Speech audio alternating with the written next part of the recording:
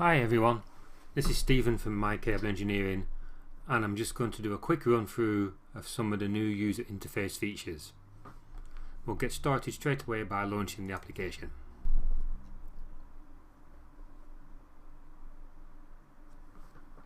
Okay, the first thing you'll notice is that the application now takes up all of the browser window.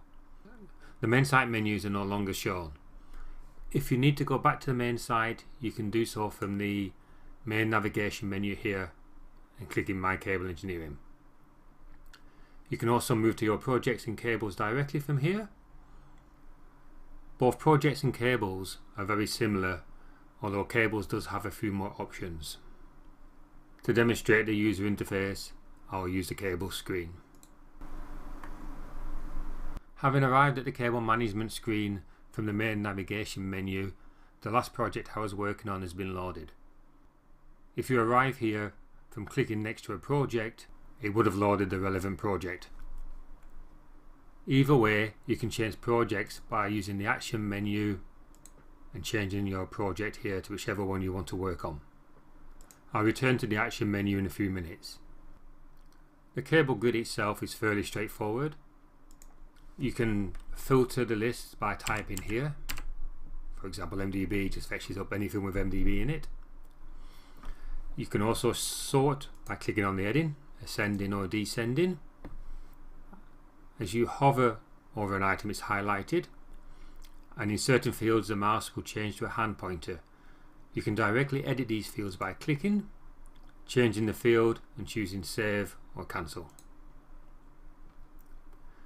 The menu at the end allows you to copy this cable or delete the cable, as well as taking you to the main edit screen. I'm not going to spend a lot of time on the main edit screen. If you want to know how to configure cables, we do have other videos which go through this in a lot more detail. The only thing I would like to point out is the calculation summary. In the previous UI, this was either fixed at the right hand side on large screens or at the bottom on small screens and mobile devices. To eliminate a lot of scrolling, the calculation summary now overlaps the main form. You can hide the summary by clicking this button and show it again by re-clicking the button.